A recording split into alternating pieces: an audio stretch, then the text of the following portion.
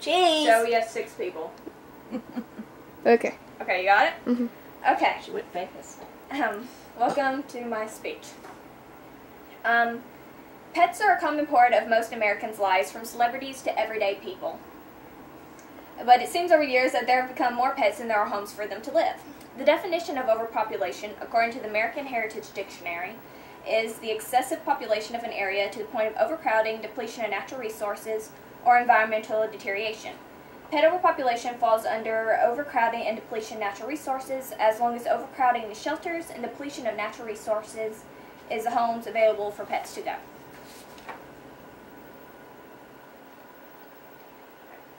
See, here I have a definition of overpopulation. As a pet owner myself, I've seen firsthand the repercussions of not spaying and neutering your pets and how difficult it is to find homes for the kittens and puppies. Pet overpopulation is a serious concern for America and can easily be remedied if people would take the time to have their pets spayed and neutered. So let me explain in more detail why pets overpopulation is a serious issue and what you can do to help. Dogs and cats breed fast.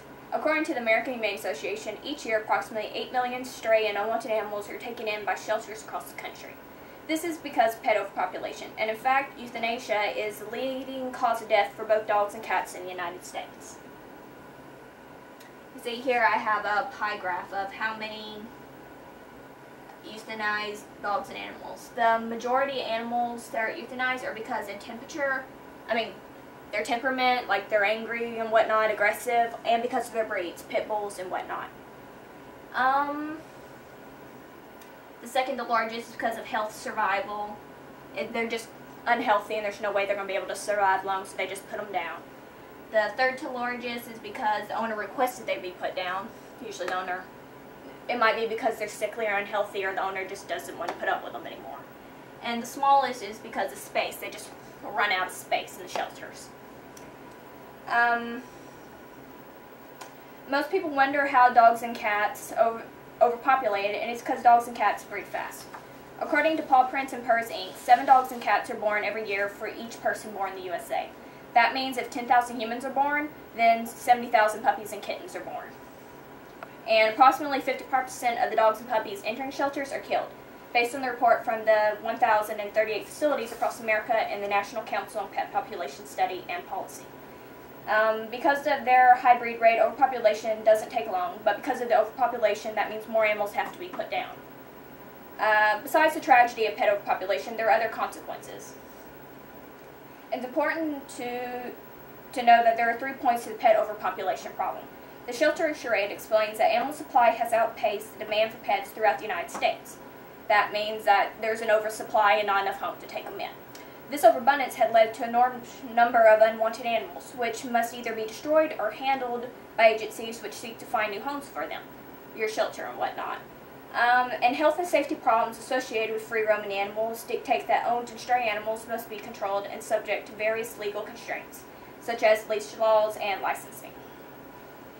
This explains that with the overabundance of animals without homes for them to go means that more animals are having to be euthanized, and more laws are having to be passed to protect people and their pets from strays and animals that are roaming around.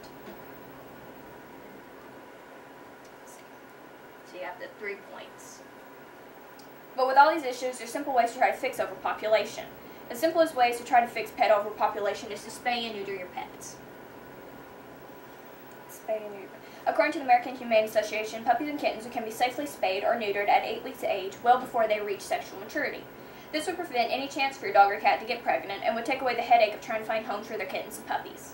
Another simple way to help with pet overpopulation is to adopt your pet instead of getting it from a breeder or pet store.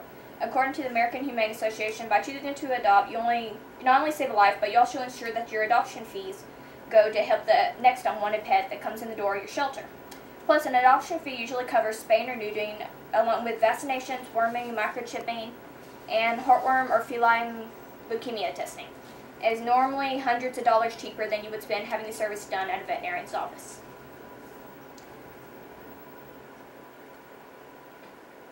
In this speech, I have explained how pet overpopulation, namely dogs and cats, is a concern, and how it can simply be remedied by spaying or neutering your pet. So next time you get a pet, remember the words of Bob Barker, former host of The Price is Right. Help control the pet population, have your pet spayed or neutered.